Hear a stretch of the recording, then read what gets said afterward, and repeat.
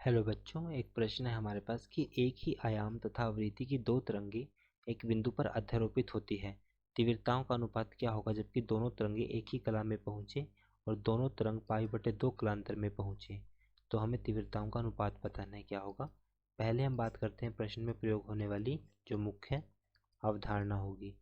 मुख्य अवधारणा हम जानते हैं कि जो जैसे दो वेव हैं हमारे पास जिनका आयाम और जो आवृत्ति है वो दोनों समान है। इसका मतलब हमारे पास जो यहाँ पर जो आई का मान होगा, हमारे पास तीव्रता आई निकालने के लिए जो सूत्र का प्रयोग करते हैं वो होता है आई नोड कोस का वर्ग φ/2।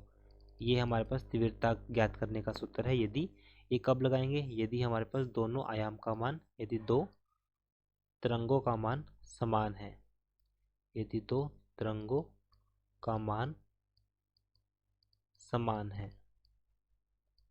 जैसे आई नोड पहला और दूसरा दोनों समान है।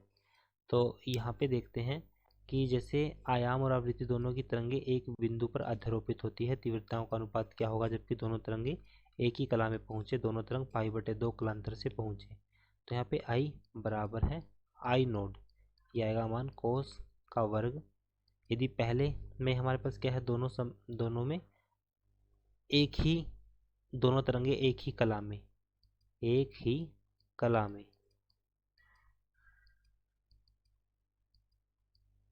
एक ही कला में।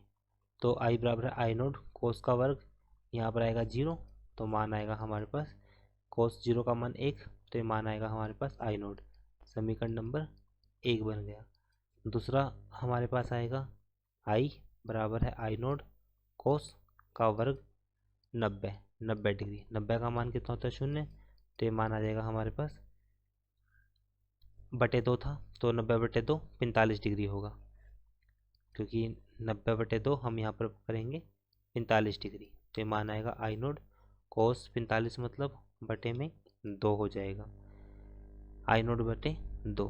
तो यहाँ पे जो अनुपात आएगा हमारे पास I1 अनुपात I2 बराबर है, पहला अनुपात कितना आया था, पहला जब हमने 0 का मान रखा था, 0 का मान रखने पर हमने पाया कि जो मान है हमारे पास वो आई नोड था, और 45 रखने पर आई नोड बटे 2, तो मान आएगा हमारे पास 2:1। तो अनुपात आएगा हमारे पास 2:1, जो कि ऑप्शन हो जाएगा हमारे पास सी। तो आशा करता हूँ कि प्रश्न का हल आपको समझ में आया होगा। धन्यवाद।